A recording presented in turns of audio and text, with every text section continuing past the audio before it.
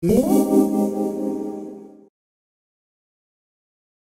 everyone, welcome back to L'amour et la musique and to a video I have promised to do for at least 2 years now. Did you know that apparently foundation is the #1 selling cosmetics product? I heard someone cite that recently. Any sort of content that has to do with base products tends to be very requested, very highly viewed. So I hope that I can add a useful and informative review perspective into the mix. Everything I'm going to talk about, I think maybe only with one exception, is considered eco or organic in this niche within the beauty industry.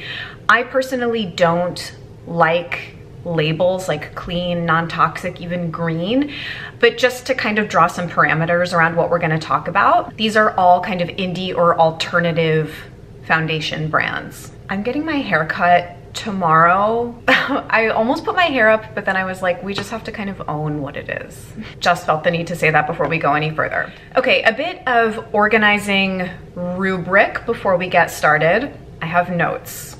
This is going to be a long video. I'm not even going to apologize for it. I've divided things into 4 categories. We're first going to talk about liquid foundations, then serum foundations. You could consider them a subset of liquid foundations, but I feel they're distinct enough to be their own category, and they're very popular in the eco beauty world. Then we'll talk about creams, and then we'll talk about powders. I have the least experience with powder foundations because historically I have had dry/dehydrated skin. My skin is now quite normal and I tend towards serum foundations and creams if I want a little bit more coverage, but skin prep is really important with cream foundations, which we'll get into. I will timestamp everything below, so make sure you check the description box. And I'm going to talk about products that I have in front of me. So I've been keeping a little selection of things that I don't use, but that I have used and want to include in this review. And then I have my selection of products, I can't show them to you because they're all kind of splayed out, that are in my everyday makeup bags that I interchange and use really regularly. And then I have things that I'll breeze through in each category that I haven't tested, but that I wanna alert you to or tell you perhaps little things that I've heard about those products. But that'll be just kind of very quick. I'll insert screenshots of the photos. What this video is not including are BB cream, CC cream, tinted moisturizers. I consider that to be a separate category of product. So those are things like Juice Beauty CC cream, Suntegrity, Ilia tinted moisturizer. That's a separate category, and I can do an updated lineup of those things if you're interested. I have quite an old, it's probably 3 years old.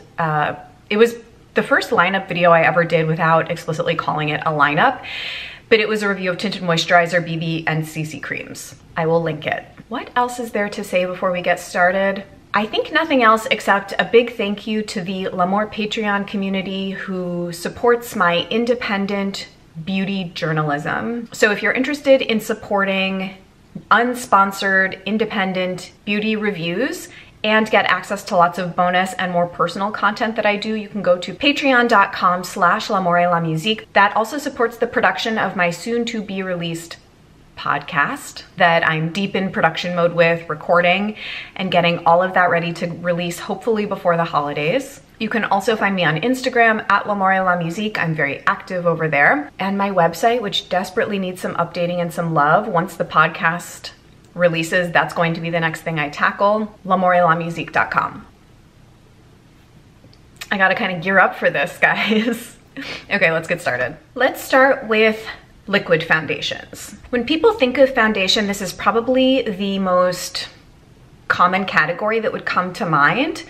In the conventional beauty space, these are your Chanel Vita Lumiere Aquas, your Giorgio Armani Luminous Silks. This is always the category of foundation that I have most wanted to wear as a beauty blogger, but I've always really struggled with. I touched on this in the intro, but I have historically had quite dry and dehydrated skin. Now it's quite normal, but I always have struggled with liquid foundations showing on my skin or being able to detect the pigment particles, which is actually an issue in quite a few serum foundations I have found. I'm someone that likes a really light to medium skin-like coverage. So I think it's also important to understand the perspective from which I'm reviewing these. I've never really struggled with acne or problematic skin, and I've pretty much always just wanted to even out my skin tone, perfect it a little bit, and cover up any minor discoloration or unevenness that I'm having. So that's primarily under my eyes, which is really an issue for concealer, but then my cheeks, so kind of this band and a little bit down here on my chin is where I apply foundation. I never apply foundation to my forehead. I feel like that's important to know. So I've just never been one of those people that wears like a full face of foundation. I'm sure a lot of you can relate to that. This is all info that should have gone also in my little intro, but we'll just talk about it now. As far as skin tone and foundation shade ranges and things, that's, I feel, a little bit beyond the scope of this video. I'm really just gonna talk about my experience with the formulas. I am around an NC20, give or take. I tend to go for a foundation shade that's labeled light with neutral or cool undertones. I have what I consider to be light olive skin with also quite a bit of pink and red undertones. I have multi-ethnic skin. My father was Irish and Polish and my mother is Mexican American. So that mix gives me a bit of a complicated undertone to work with. The issue of shade range and foundation has been tackled by lots of other bloggers. It's something that I think is changing. Shade ranges tend to be better on the light to medium end of the spectrum and tend to be woefully lacking, especially in eco beauty in the medium to deep ranges. Like I said, I think that it's changing, but it's a larger conversation that's happening in the beauty world. 5 liquid foundations that I have tried and I'm gonna tell you about. The first is the Josie Maran Vibrancy Foundation. I really liked this for a while. I honestly haven't used it in quite some time because I ended up liking the Ilia True Skin Serum Foundation much better. So we'll talk about this in the serum category. So Josie Maran Vibrancy Foundation, I have this in the shade Euphoric RG20. Something about this range is that they have a lot of shades. So if you're looking for something you can go get and test at Sephora, I would say that it's medium, light medium, buildable coverage, but it does tend to look, I have found, compared to something like this, a little bit more makeup-y. But I do think that this is actually a really, really solid pick. If I hadn't found the Ilia True Skin Serum Foundation, I would probably still be using this intermittently. I would use it a lot to film, and Josie Maran I consider to be halfway eco or halfway green, if you will. So the pros are that it's a very easy to wear liquid foundation with a good shade range. This is one of those that over time I kind of liked less as opposed to more, but I think that could just be my personal preference on the kind of coverage that I like. Another option are the Sappho New Paradigm foundations. I had tried several of the shades. These came in a Beauty Heroes Discovery, I want to say last year maybe. I tried the shades Lisa, Leisha, and Rachel. So I'm not sure. Sappho had a foundation originally and they may have reformulated it, or this could be, yeah, I think that they have reformulated their foundation over the years. I liked this quite a bit. It feels like a very water-based foundation from what I remember. Again, it's not one that I wanted to pick up and start using because I actually like the Sappho Tinted Moisturizer CC Cream quite a bit better. Not included as a review in this, but this is really the product from Sappho that I personally like a little bit more than the foundation. I wouldn't even say that the coverage of the foundation is that much more significant than the CC Cream, and the CC Cream tends on me to have a little bit more of a skin perfecting quality. Sorry, I'm dealing with natural light and I think it just got a little bit overexposed. I think that the shade selections are quite good for the Sappho, and the undertones seemed to really work with my particular skin. So I think it's a good option. From what I remember, it tended to dry down slightly makeup-y and powdery on me. After trying these samples, I didn't personally feel compelled to purchase a full size. Something along the same lines as the Sappho, another brand to consider would be 14E. I tried a number of samples of both their tinted moisturizer and their foundation. This is sort of a niche brand. I'm pretty sure they're solely direct to consumer. I don't think that they stock on any of the boutiques. So they have a product called the Aloe Nourish Sheer Tint. So I tried these in the shade Sand and Macadamia. And then they have the same colors in a formulation called the Aloe Nourish Foundation. My main issue with this is that the undertones of this entire range lean very gray and pink. It's a little bit odd to me. It's kind of the only brand. See, these are actually completely dried out. But I remember using them. The formula itself was light, kind of, again, very water-based. It was very similar to the Sappho. I was testing them around the same time. But the thing that really stuck out to me from the 14E was just how weird the undertones were. Yeah, I feel like even just that swatch looks very gray. So I just felt like these had a really weird undertone. I could never quite get them to work, and the shade range is kind of limited. The undertone is actually sort of similar to a product that I'm using now, a totally different kind of product. The Graydon Face Glow, this has a pink gray undertone, but I don't know, I like it better in this product. But this is very much what the 14E foundations seem like on the skin, pink and gray. So I can't say that those were necessarily a hit for me. I think Marie from At The Color Green has reviewed the 14E foundations a little bit more extensively, but they weren't for me after testing. Okay, I debated about putting this one in the video because it's very much straddling the line between tinted moisturizer and foundation, but ultimately I think I consider the Chantecaille Just Skin to be a light foundation, even though it actually is labeled a tinted moisturizer. Just Skin Tinted Moisturizer, broad spectrum SPF 15. This is actually a very disappointing product to me. I do not understand all the hype about this, and I'm going to be doing a product critique / disappointing products video soon, so I'll talk more about it. The coverage is definitely more substantial than most tinted moisturizers, but that said, I think for the price, I just don't understand the hype around this at all. I have heard that it has been reformulated over time, and a lot of people agree that however they've reformulated it is just not as good as how beauty bloggers 5 years ago used to talk about this product. But this to me is a hard pass. It's like over $70 for this. So I can't recommend it at all. In fact, I'm not even sure I'm gonna finish that tube because I just flat out don't really like it. I have it in the shade Bliss, and it's actually a little bit too light for me. I end up having to mix it with something that's a little bit darker or bronze up my skin. Okay, the last one that I have tried but I don't have in front of me is the Vapor Soft Focus Foundation. The old formulation. Vapor was recently either acquired or they took on some major investors. So the whole range has been rebranded, and I think a lot of the things have been reformulated. They have also come out with a new foundation called the Velvet Glow foundation that I have not tried. It actually looks like it's in a bottle, very similar to Chanel foundations. The Soft Focus Foundation came in a pump, and from what I remember, it was very dewy and moisturizing. And even as a dry skinned person at the time, I felt like it was like slipping and sliding off of my face. So I can't necessarily recommend it, but I'd be curious to try the reformulation of it. Okay, let me quickly breeze through some other liquid foundations in this category that I have yet to try, but just to alert you to. Ilia makes a product called the Vivid Foundation that I'm very curious about, but it's really gonna be hard for me to surpass their True Skin Serum foundation.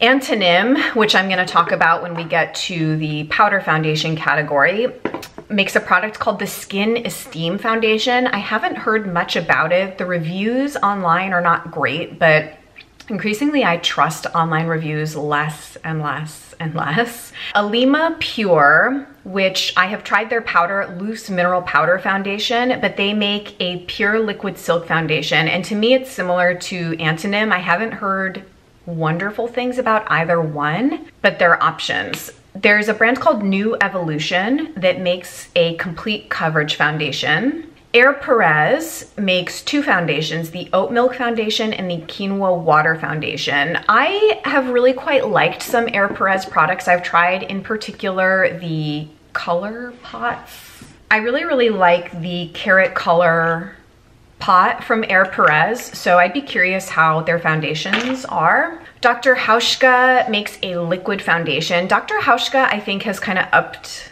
their game during their big rebrand over the last couple of years. Jane Iredale Beyond Matte Liquid Foundation. I think from what I've heard, I've never tried this product. Jane Iredale was very, very popular in my early eco beauty journey in 2012, 2013. A lot of people swore up and down by the Jane Iredale BB cream.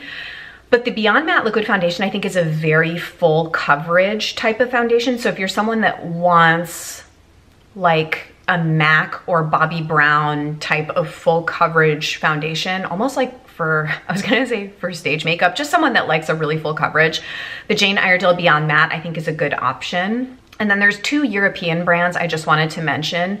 A German brand called Nuit, I think, and Studio 78 is a French brand. Both of those do liquid foundations. Okay, let's move on to my favorite category, which are indeed the serum foundations. I just looked this up because I wanted to give you a definition for what a serum foundation is in beauty lingo. Also known as a foundation fluid or skin tint, they are milky oil and silicone based emulsions that feel weightless and give the skin a beautiful velvety finish without looking like makeup. So that's in the conventional space. None of these eco brands use actual silicones to the best of my knowledge. They're touted as being really good for people that want a product that blends into the skin as opposed to covering things up. They tend to be light but sometimes buildable coverage. If you're someone who loves a BB cream but simultaneously craves multitasking, skin perfecting oomph, a serum foundation might be right for you.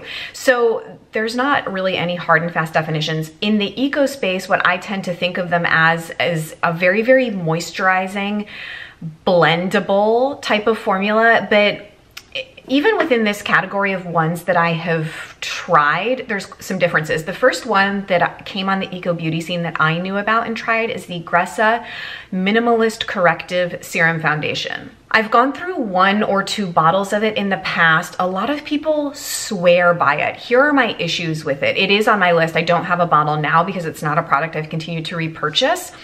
It's a product that the more I used it, I liked it less and less.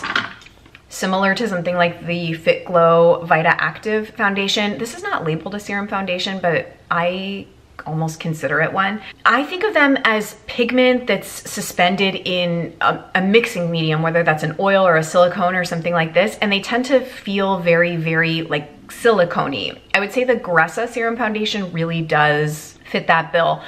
But what I found happened is that type of product, at least the Gressa formulation, does not age well over time. And it's similar to issues I found with products like the Maya Chia Highlight of the Day.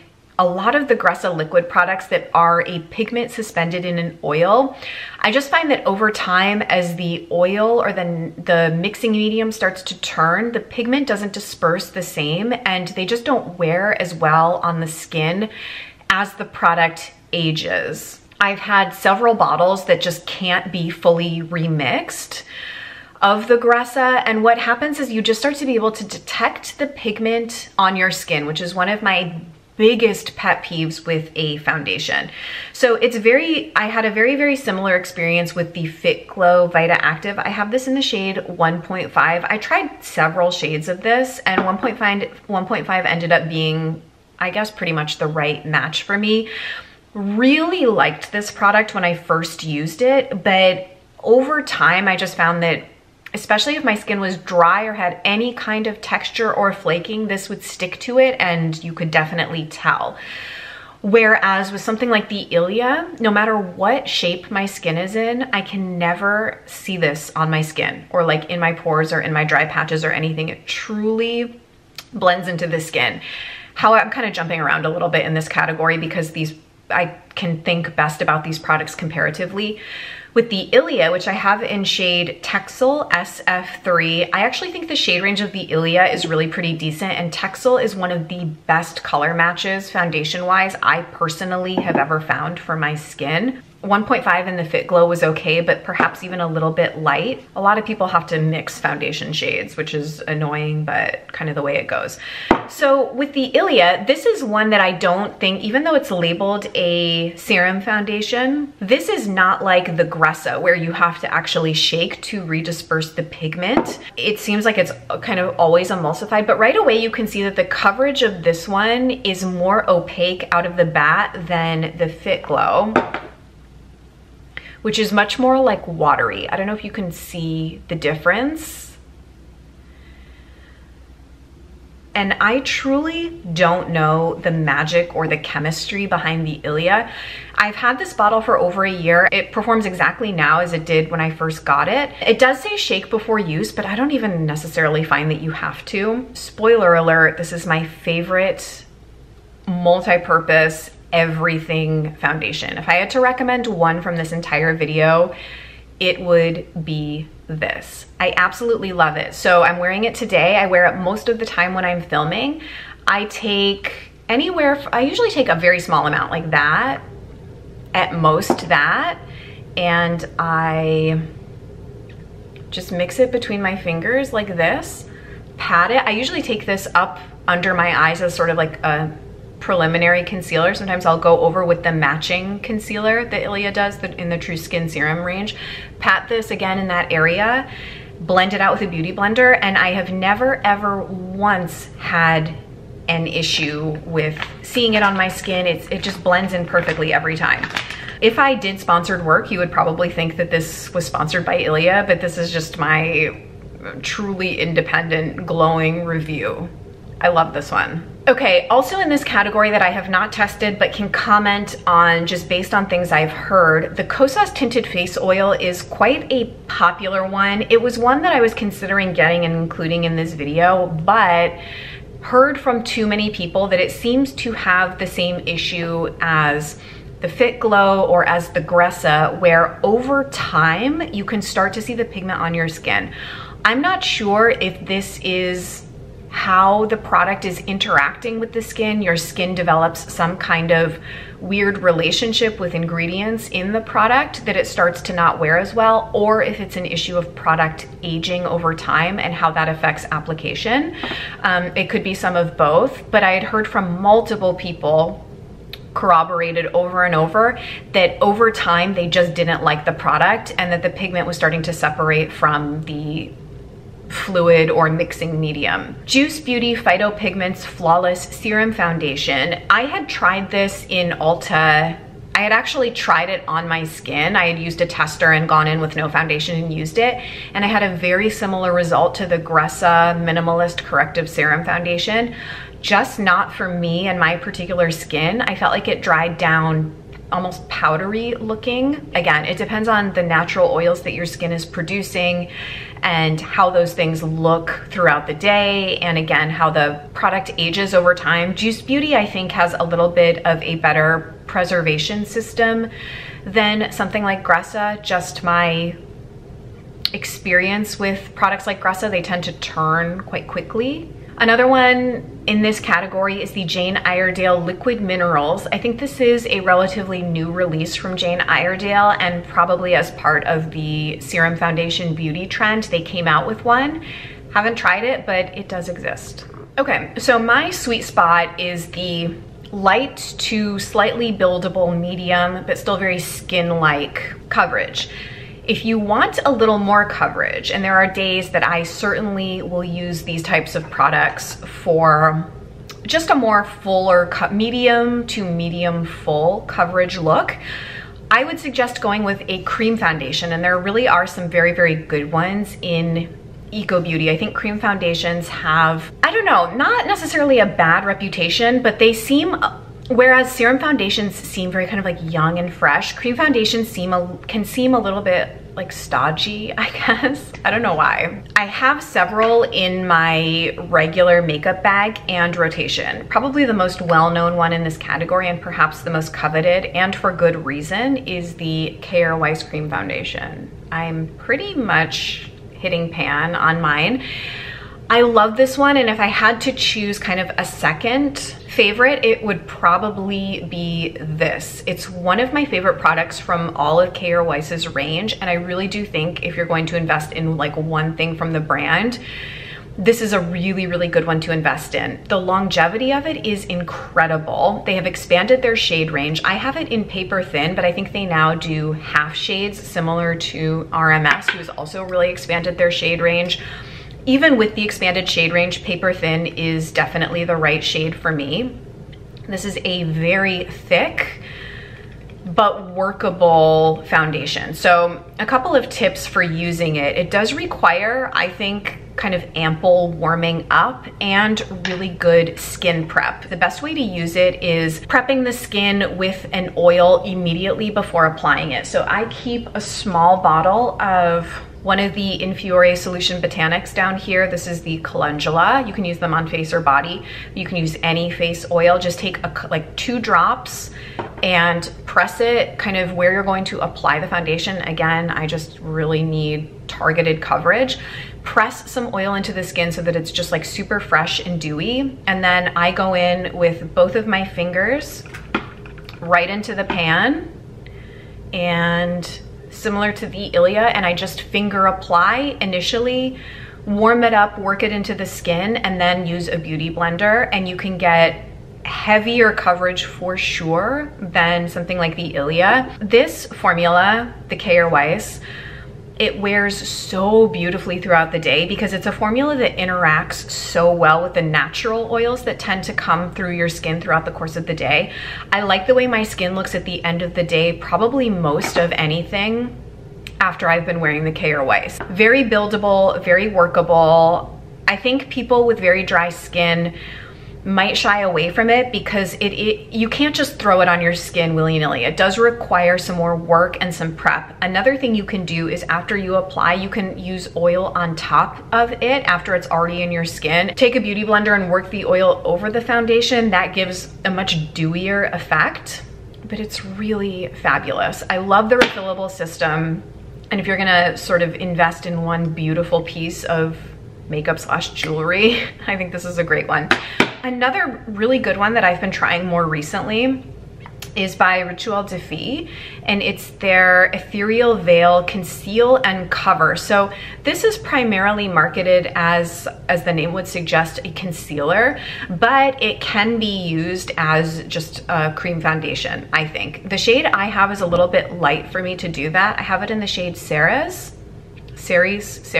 This is very, very good as a concealer on me. I would say that it's actually even a drier, heavier formula than the K.R. Weiss, which would make sense if it's primarily meant to be a concealer. But again, I use the same technique of just taking product on my index fingers and finger applying. I feel like that's really important with the creams to warm up the product first. And this is really good for correcting around the nose.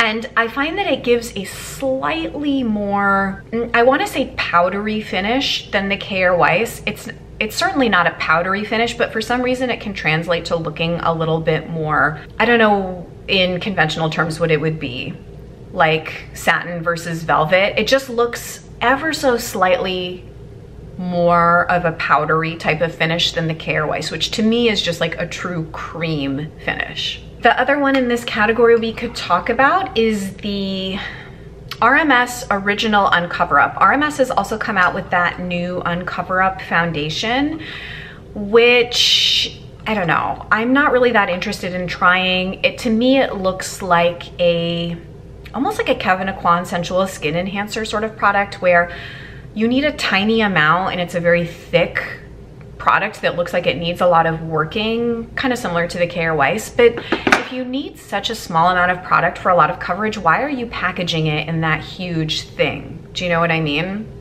I don't know, I've heard, like, here's the thing with some of these new foundation releases. You see a lot of, you know, for lack of a better phrase, like makeup porn of them, there's just a lot of marketing around these new releases, but you never hear, or maybe it's just because I don't consume a lot of beauty review content anymore. You don't hear a lot of, I guess, long-term reviews of these things, or it's like I haven't seen it as anyone's like favorite product. I don't know, you can tell me if you've heard different. That could just be how I consume beauty content now. Anyway, original RMS on Cover Up. I was in Sephora recently and I had no idea that they actually have completely changed the pack, not completely, but the pot sizes are now wider and kind of like more like squat. They're just a different shaped pot, which kind of bummed me out because I feel like the original RMS packaging is very iconic eco beauty. So I have this in 11. I've gone through pots in the past of 11 and 22.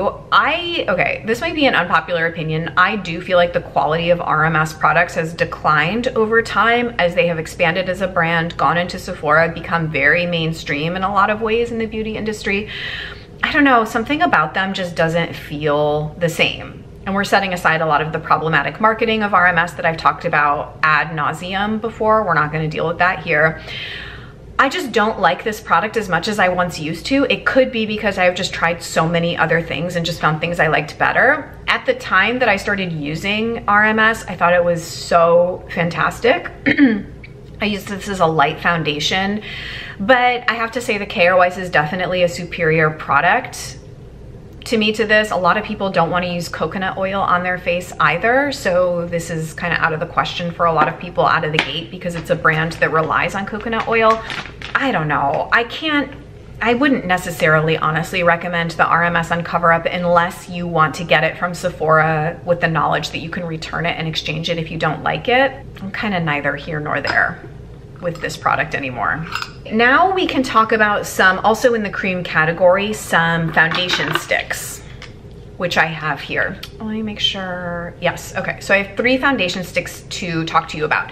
As opposed to this sort of housing for a cream foundation, I do like a stick. It's easier to just swipe and go. And a lot of people still, even with a stick, don't like to swipe directly on their face. I do. I just think it's easy and quick. And the 3 here are the old generation of the Vapor Atmosphere Luminous Foundation Stick. I have the Au Naturel Cream Foundation Stick and the Well People Narcissist Foundation Stick. Let's talk about them from lightest to heaviest coverage. So it's gonna look like this. The lightest coverage and my favorite of the 3 is actually the Vapor Atmosphere Luminous Foundation Stick. I have this in the shade 110, which is a good color match for me. I had this one about a year and it has gone off. It smells very bad. But up until last month, I was using this really regularly for a very, very quick swipe and go. This is great if you want a little bit more coverage over top of a tinted moisturizer. So a really, really super quick but moisturizing routine in drier winter weather would be either Juice Beauty CC Cream or Suntegrity 5-in-1 or Iuna Velo as a first step, and then going over this where you want more coverage. Blending it with a beauty blender, it's really, really good. I would say that this, to me, a lot of the Vapor foundations have a pink undertone to them. This one definitely does on the back of my hand. And it worked for me. It's a very, as far as cream foundations, this is probably the lightest one of this whole category that I'm talking about. It's quite a sheer cream foundation, but also very, very moisturizing. It tends to wear off the skin throughout the course of the day, so you're not gonna get something like the longevity of the Care Wise, but really a good option. I can't speak to if it's been reformulated, but this is actually one that I would purchase a new one of, and I hope that they have kind of worked out some of their preservation issues now that they have gone into another echelon of investment and distribution, I would assume. I did notice that with Ilia, when they went into Sephora and expanded their distribution, I'm not sure if they took on investors or what happened with the brand, they seem to have sorted out their preservation problems. I had tried Ilia lip conditioners and lipsticks in years past before the brand kind of blew up and started growing, and they would go bad very quickly, and I kind of had written off the brand, but I I don't know, they've worked it out. Now that they're in Sephora, they seem to have really taken care of the preservation issue, and I would be happy to see Vapor do the same. Then the next level of coverage would be the Well People Narcissist Foundation Stick. I have this in the shade Fair Pink. I don't think that the color range of this, unless they've expanded it, is that fantastic. It's kind of very standard. This was one of those products that when it was in the old white packaging, I liked it better. I feel like some of their formulations kind of went downhill when they went into this new rebrand and packaging. Like, for example, I don't like the bronzer, but I really, really liked the old generation of the bronzer. And this was just kind of a very middling foundation stick to me. I felt like I could see pigment on my skin. It sort of looked a little dry over the course of the day, and I certainly just didn't like it enough to really keep using it. It also doesn't smell that good, so it's possible that this one has gone bad, but this was just sitting in the queue to test. I don't use it regularly anymore. Can't necessarily recommend it.